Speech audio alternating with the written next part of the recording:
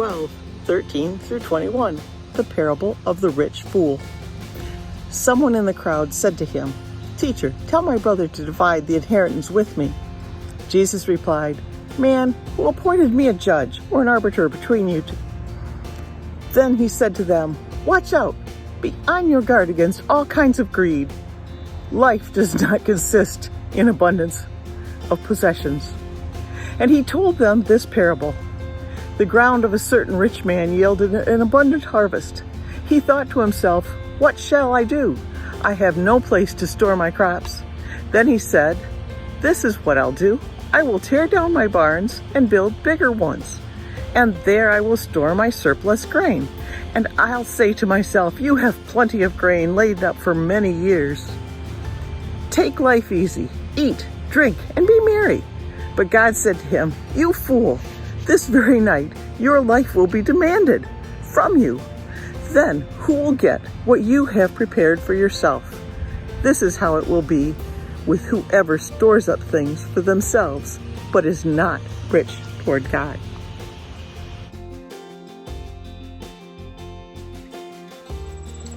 Well, good morning, everyone, and welcome to First Congregational Church's online service. Welcome to the little digital space we got going on here. Now, we're on the 8th Sunday of Ordinary Time on our liturgical calendar, and we're journeying with Jesus towards Jerusalem in the Gospel of Luke. Now, Luke emphasizes in his Gospel material possessions quite a bit. Like, he gives lots of warnings to those who have abundance in physical possessions. And the Gospel goes out of its way to identify Jesus with those who don't have much by way of possessions. Jesus is seen right from the start as coming from a family who could only afford the offering of 2 doves instead of sheep or cattle right off the bat. Now, Jesus says, "Blessed are the poor" in Luke, full stop, whereas Matthew includes the phrase "poor in spirit," trying to soften the edge of his Hebrew listeners.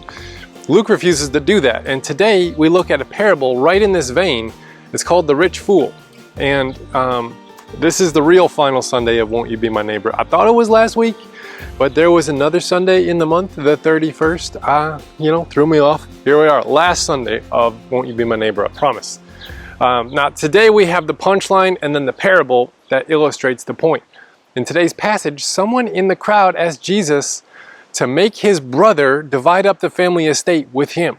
And then Jesus refuses to do so, and then warns the man about all types of greed, and then tells this parable about a rich man whose land produced this big, huge bumper crop that year. So then the guy decides to build some larger barns to hold all his stuff, and then retire, and live in ease, move to Arizona, all that stuff. But the man died that night. I mean, this story is so happy it could have come like straight out of Shakespeare. Okay, reminder about parables. If we have not left the parable with our jaw kind of down on the ground, we'll probably missed something somewhere. And today's parable is not that different. It contains a teaching point that is counter to the culture of Jesus' day, and still today in ours too. The narrative that they believed was that God blesses those who are smart and hardworking with material possessions, and withholds blessing of physical possessions to those who are lazy and unintelligent. Think of stereotyped thinking towards those with wealth versus those who are, quote, on welfare or on unemployment. We attribute virtue to one and vice to the other, almost automatically in our culture. Now, Jesus is poking holes in their laws of physics, as they believe that how the world operates, right? We believe physics. If you jump off a cliff, you're not going to fly, you're going to fall. That's physics. They believed if you're hardworking and intelligent, then you're going to earn lots of money. Not necessarily physics. While someone who is hardworking and intelligent can earn an abundance in physical possessions, Jesus' teaching is pointing out that it's not as easy as 1 + 1 = 2. And it's certainly not a sign of God's blessing or God's withholding of blessing. There are rules to the worldly games of economics, and you can be smart in these rules. There's even wisdom passages in the Bible that help you navigate these waters. Like the book of Proverbs is a really big one. Now, what Jesus is trying to teach us here is that these rules are not necessarily synonymous with God's rules and character. While they are rules to how to play the game of earthly economics, there are also rules in those games as to who does not have access to the game. And again, these are not synonymous with God's withholding of blessing. So the shocking part of this parable is the turn. The rich man becomes an object of pity. And really, when's the last time you looked at someone with lots of money and then said, oh, poor fella, maybe they just need a little help, right? We don't do that in our culture, but this parable does that. And it's why this parable is so shocking. So let's dive in, do a little exploration, and we'll see what we see.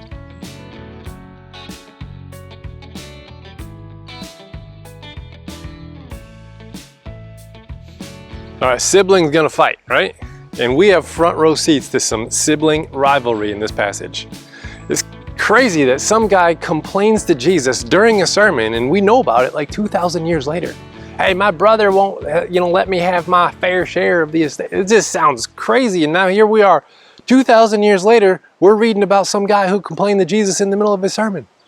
Now, I don't think that was on his mind. So the context here is that thousands of people have come to hear Jesus teach as he makes pilgrimage to Jerusalem.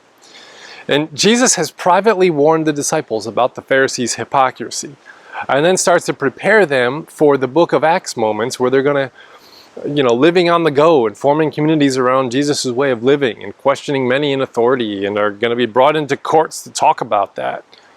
And then some guy just interrupts Jesus' teaching on hypocrisy with a request for arbitrary intervention of a family will. Like, what in the heck? Hey, tell my brother to give me my share of the inheritance. Seems like a legit issue of concern, albeit like a weird placement for the request. I don't remember the last time somebody interrupted a message at, any of my churches I've been involved at with a question, hey, could you help me with my will? Now, the question posed to Jesus from the crowd is quite interesting. What is the guy exactly asking for when he says, quote, teacher, tell my brother to divide the family inheritance with me? Now, Jewish law states that the sons get equal shares of the inheritance, except the older brother gets a double portion of those shares of the inheritance. So if there's 5 sons, the inheritance would be divided into 6 portions, and 4 would be given to the younger sons, and then 2 is going to be given to the oldest son. Straight out of Exodus right there.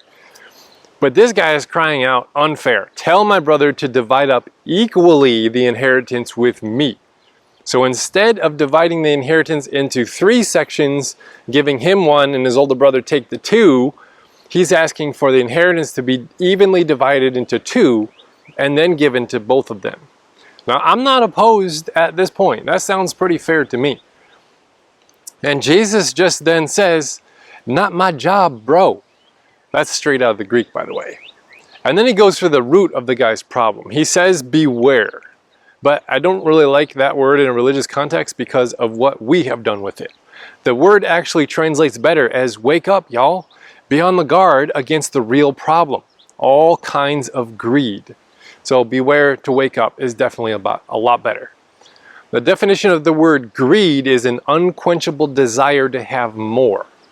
This guy is not concerned with justice as he is as having a little bit more. And when you're infected with the greed bug, your happiness is always one step away. One more achievement, one more possession, one more bank account deposit. And then I'll be happy, and then I'll be happy. But it never arrives because greed cannot be satisfied, cannot be satiated. And the root word for greed in the New Testament is avarice, which we don't use that word a whole lot anymore. It means extreme greed that then eventually needs to perform criminal actions to get more, like extortion, fraud, cheating, corruption, scams, bribes, blackmailing, etc., etc. What greed does, aside from accomplishing these evils, is that it also perpetuates a world in which these evils can be done. Greed is the sin that gets no airplay in common modern day church formats because we all have secretly hoped to be rich and famous and powerful. One day, we all want to be there. So we don't want to poison the grounds of abundance we hope to one day inhabit. We don't want to dismantle the bridge of affluence we hope to one day cross. So we stay silent about it. We put up with all the evils we see in hopes that when we achieve riches and glory and fame and success, we will be different. We will do good. We will not oppress people. but the rules of accumulation shape us into the kinds of people that we see ahead of us. And Jesus is just calling out the man's surface cry for justice is actually just a cry for more, and is not concerned with justice at all. Because if the tables were turned, he wouldn't even be here. Swapping out oppressors is not freedom or justice whatsoever. Let's look at what happens next.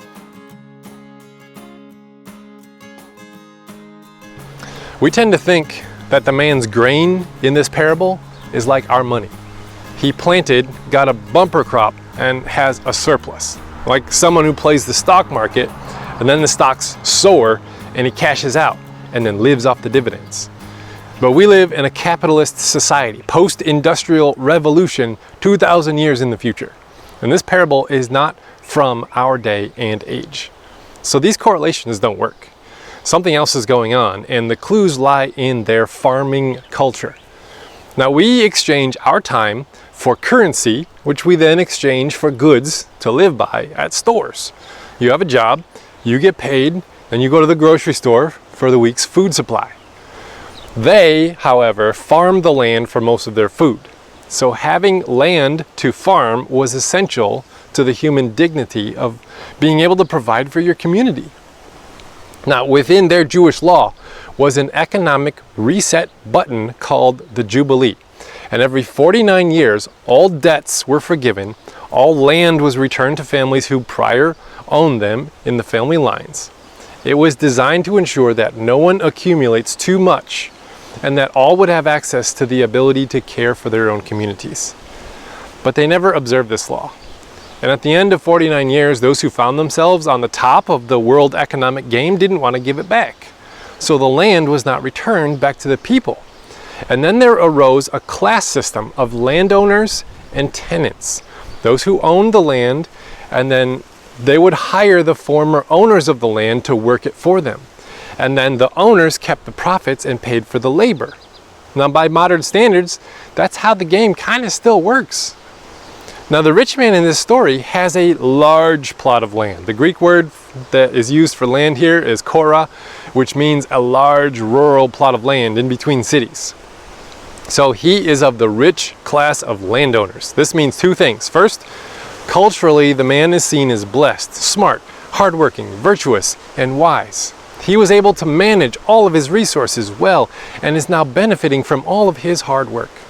Also, he does not actively do wrong. There's no theft, there's no deception, there's no abuse of workers mentioned in this passage. But religiously, he is in violation of a Jewish law that no one wants to enforce, the Jubilee. And Jesus is taking the civil religion of his day and illustrating it in this story and then letting it all come crashing down around everyone's shoulders around him, and their jaws are on the ground. So his land produces a large amount of grain. Now in an agricultural context, grain is food that will store as it is. No preservation needed, like salting fish, drying dates, nothing like that. He has more than will fit into his barns. So the thing to do at this point would be flood the market with food and bring the abundance to the people, or at least to the workers who labored on the land for him. He wasn't out there, like harvesting his own grain. But instead, he creates scarcity of basic needs so that people will have to seek him out to buy their daily bread. Now, this parable is not too far from the Lord's Prayer from last week, where Jesus illustrates God's abundance coming down upon the earth, but human selfishness hoards it and causes hunger. The rich man uses the term mine 4 times in this passage and is totally unaware of others altogether. There's no mention of the workers, no mention of the people who need food, no mention of any of that. So this man is a shrewd economist, right? He knows the markets, knows the systems, knows the culture of his day, and they idolize him as blessed. But Jesus is highlighting his lack of care for the common good of all the people. Jesus is highlighting his selfishness, his blindness, and his confusion. He's trying not to change the mind of the rich towards their riches, but to change the mind of the poor towards the rich. He's saying, do not idolize this man who is worthy of your pity. Or, if you don't do that, you're going to perpetuate your own oppression. Let's see what's next.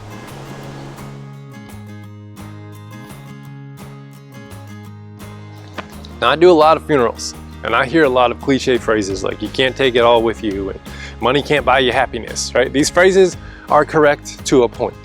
But money can buy you dental care, and having teeth is really cool. I love it. It can buy you food, and I really like eating too, so that's cool. It can buy you good medical care. It pays for electrical service, water service, cellular service. You can stay connected to your family. This is less about finding happiness and meaning as it is about finding security and a sense of safety. So Jesus is not villainizing money and idolizing poverty, but finding our primary worth as humans in what we can store up that makes us feel safe. That's what he's identifying here. Now, there is a play on words that is either intentional or just plain cool after the fact. The rich man said the words, quote, "I will store all my grain and my goods." Now, the word for goods has a double meaning. It can mean your physical goods, or it can mean the quality of something being good, like goodness. So he's essentially saying that he will store up his goodness as a person, the character, the virtue of goodness in a barn. And he's found his worth and value in what he can produce himself through his own action and store up in excess. It's not much unlike the thought that your net worth and your worth as a human person are like synonymous with one another. Now, his next phrase is also interesting. The man says, "Then I will say to my soul, 'Soul, you have goodness laid up for many years now.'" Now, the soul is like the operating system on your phone. It's the software that animates the phone and makes the hardware usable. Your soul is the storehouse of your personality. Now, the Greek word is psyche, and the root of our word psychology is found here. It's what makes you tick. It's your unique personality, shaped by your experience in this world, that then animates the body to live in certain ways and for certain things. This man thinks that his worth as a human is stored up in what he can accumulate and put in a barn somewhere, like this one. "Take your ease, eat, drink, be merry," he says. With this storehouse of his goodness full, he feels like taking responsible action in this world is no longer necessary. He's all set. He has arrived. But he dies, and all his goodness is left behind in a barn. God says your soul is required back. And the word here for required is only used 3 times in Luke, but 2 of them are in this longer conversation. The man's soul is required back, and then Jesus says later on in the chapter, "To whom much is given, much is required." This man was given a lot of grain, and now it's required. Certainly much was given to him, and he did not meet the requirement. We must note that God did not kill this man. Death visited like it does all human beings, and there is still much mystery around who and when and why. We have no idea. This is not an attempt to answer those questions. But unexpectedly, this man dies, and now all his preparations and accumulations, where do they go? Jesus ends this all off saying, "The person who accumulates much is not God rich." This was contrary to the popular belief of the day, and contrary to our beliefs as well in many cases. So may we be known, not for our ability to accumulate power and goods, but for our kindness and compassion and love towards our neighbor. May we seek to live as generously as God is by nature. May we leave behind our fear that causes us to accumulate at the expense of other people, which makes a violent world of scarcity and war, as well as actively live lives pursuing justice for those most vulnerable by that violent world that we have created. And this is how we love our neighbor.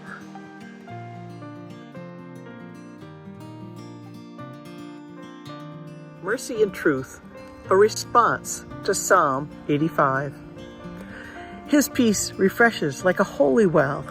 His mercy turns me around and quickens me, lifts me a little higher for each fall.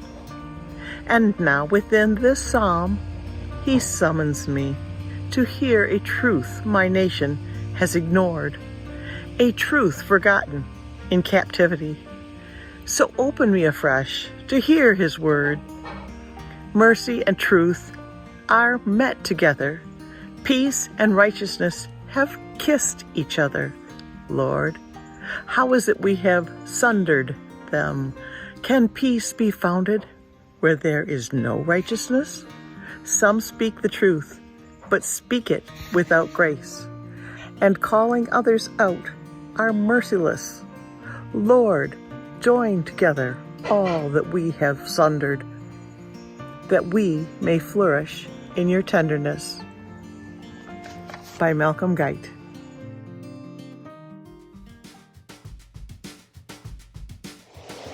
Well, thank you so much for joining us today online in our digital space we've created. We hope that you found some hope, help, and healing. Stay tuned for a couple blooper reels because I mixed up on my tongue a lot of times, and it's fun to watch that over and over again. And I'm not perfect. Now, if you found this service helpful and you identify with the spirit of the teaching here and what we're trying to do as a community, there's ways that you can partner with us. You like our page on Facebook, Instagram, stay tuned to our online services that release every Sunday there, as well as see a breakdown of these services into smaller videos throughout the week on Monday, Wednesday, and Friday.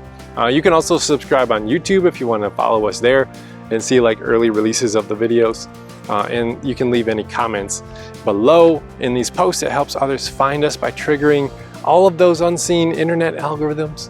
Now, if you're in exile from a faith community and have not found a spiritual home yet, you can join us here, whatever capacity you can, because we're covenantal and we're not creedal. So we don't ask you to conform to these long doctrinal statements that your intellect is going to be like, no, can't, must not. If you're in a dark night of the soul, you can reach out and I can guide you through spiritual direction. Just find our website, fcclangsburg.com. I'll guide you through the dark. I've been there. And if you'd like to partner with us financially, we would appreciate any level of giving you're able. There's a link at the bottom of your screen that shows you how to do that. And we'll catch you on the flip side. We'll see you on Monday and Wednesday and Friday. And then again next Sunday, we start this brand new series called Bad Religion as we continue journeying with Jesus towards Jerusalem as he prepares to enter this big triumphal entry and do the Passion event. It's going to be good. We'll talk to you then, and peace out.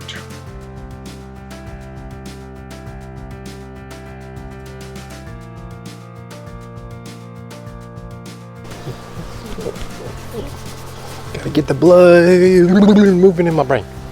Sunshine on my head. Access.